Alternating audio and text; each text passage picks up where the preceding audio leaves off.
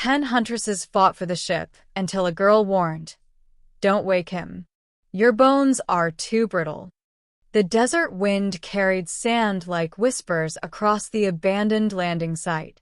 10 huntresses stood in a loose circle around the crashed vessel, their blue skin gleaming under the twin moons that hung in the darkening sky. The ship, a human craft called the Bastion, had carved a deep scar across the dunes 3 days ago, and now it sat half-buried, silent as a tomb. Neytiri, the eldest and fiercest of the huntresses, planted her spear in the ground with authority. "This vessel belongs to our clan by right of discovery," she declared, her yellow eyes sweeping across the gathered warriors. "Its metal will forge 100 weapons. Its fuel will power our generators through the cold season." "Your clan?" scoffed Iluna, a younger huntress with scars that told stories of survived battles. "You arrived only minutes before we did. The smoking wreckage was still falling when our scouts spotted it from the eastern ridge." The other huntresses shifted, hands moving toward weapons. They came from different clans, different territories, but all had converged on this prize. In the wasteland, such salvage could mean the difference between a clan's survival and its extinction. Neytiri's grip tightened on her spear. "Then we settle this the old way."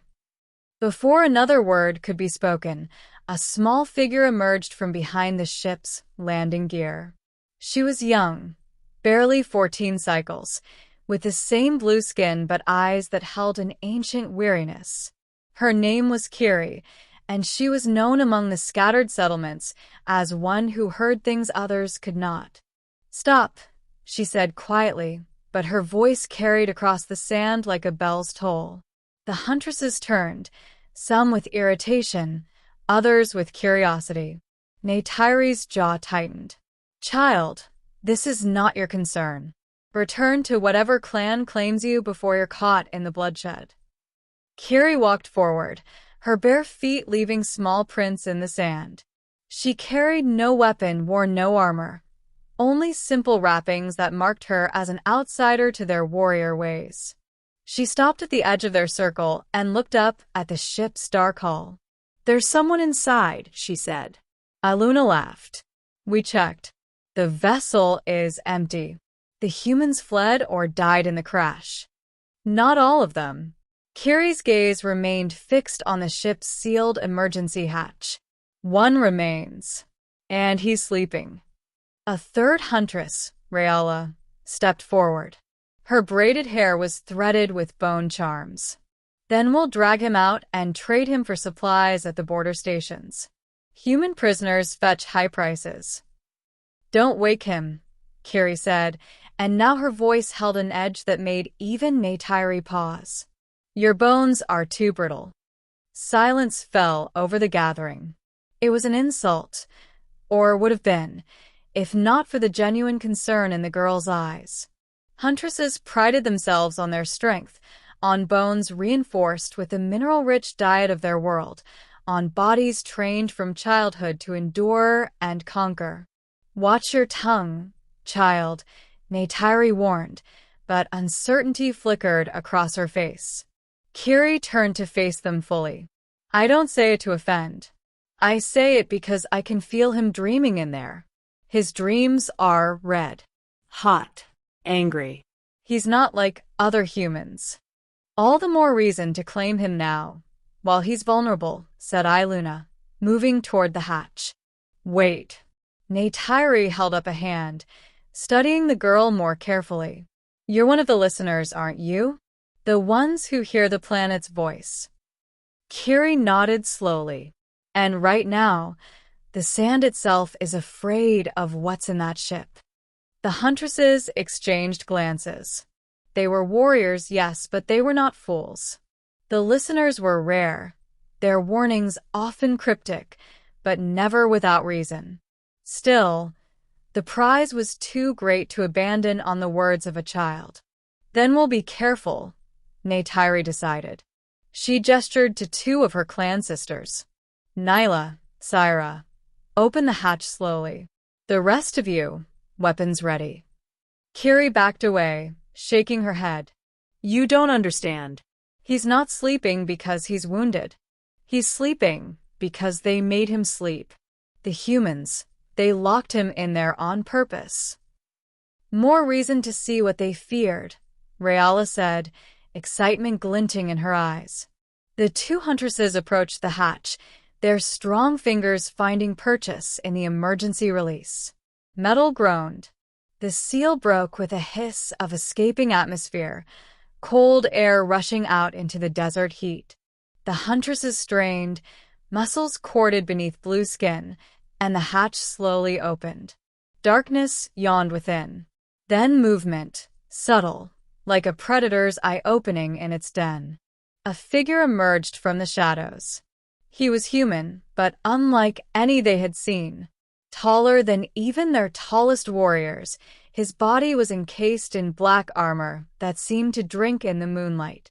His face was obscured by a helmet with a single red optical sensor that swept across the gathered huntresses like a targeting laser.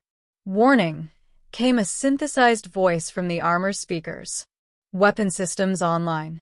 Threat assessment in progress. The huntresses raised their spears and bows, but Kiri's voice cut through the tension. He's not awake yet. That's just the machine. The man inside is still dreaming.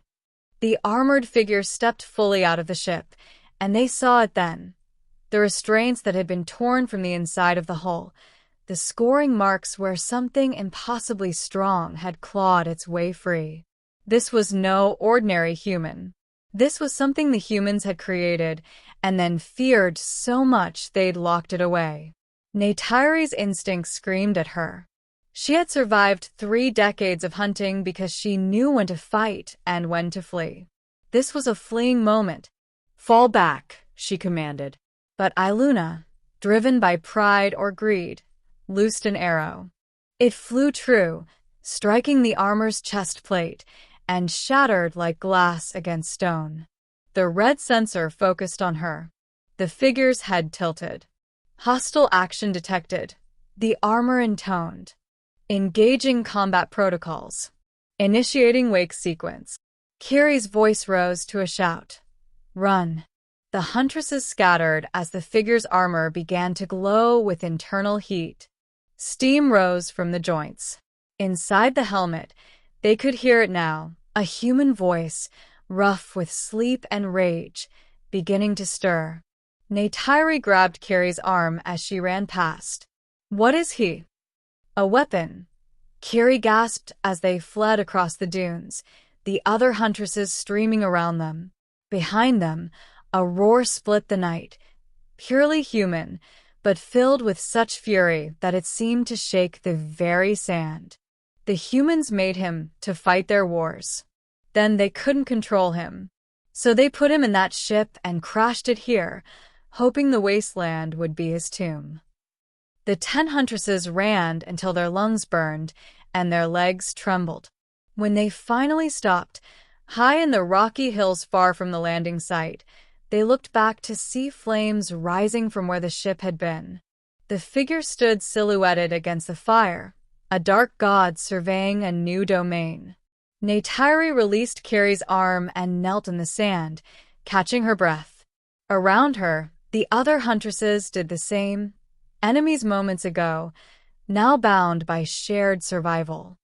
Thank you, Neytiri said to the girl. Kiri watched the distant fire.